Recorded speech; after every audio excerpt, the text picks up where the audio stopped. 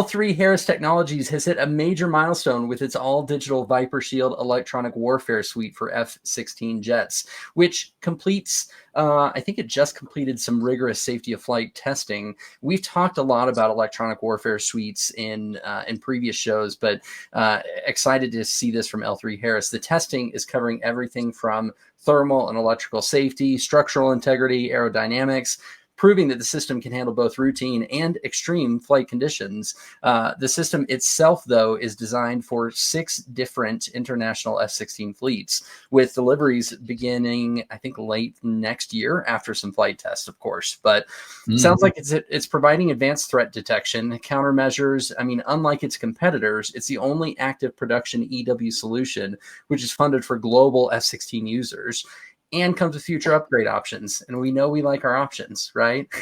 So now your F-16 itself is now smarter and safer and more lethal.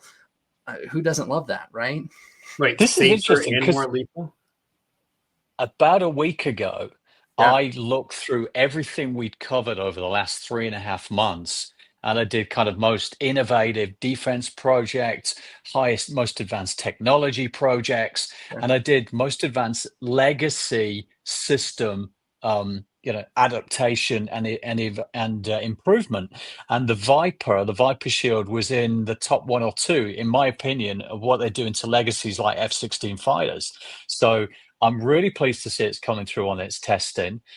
But the number one challenge is scaling production while maintaining system reliability and quality control. So testing's great, but translating that soft tested reliability to full scale production without compromising the performance, well, that's where it all can go a little bit shaky, a little bit horribly wrong. So key will be just ramping up manufacturing for me, keeping that Viper Shield up and running. I mean, safety test, check. Environmental test, check. Electrical test, check. Check. Now, let's see if this thing can work in flight. The plan is what? To start delivery in late 2025? That's not that far away. So flight testing is what's next. This means I have to look at, assuming the test goes well, getting this thing manufactured quickly. What raw materials, what facilities, what workforce, what training for the workforce. I mean, it's got to be tested, and then it's got to be made. And so I think right now is when you're looking at how do we actually get this thing made, which I think is exactly what Andrew just said. I think it is. It's mass producing this tech while ensuring every system matches prototype specs. So it's a whole different ballgame, really. Issues in scaling can really tank reliability and delay the delivery at the end of 2025. Are you saying that issues in scaling could ground you? No, I wouldn't, because that'd be a bad joke, wouldn't it? So even if it's not yet ready to start mass production, the plans for how to do this mass production need to be initiated.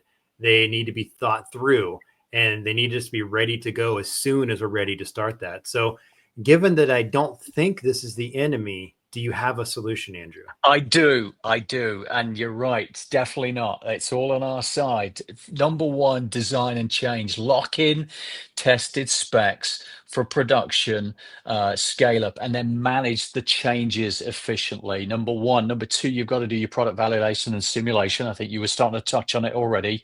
Extend your testing beyond soft to pre-prod runs to catch early production flaws, plus integrate your quality control at every step of the production line. So plenty of quality gates in there, certifying as you go. So many ways in there where humans can get so far, but adding some AI can actually get even farther and quicker and more cost effective.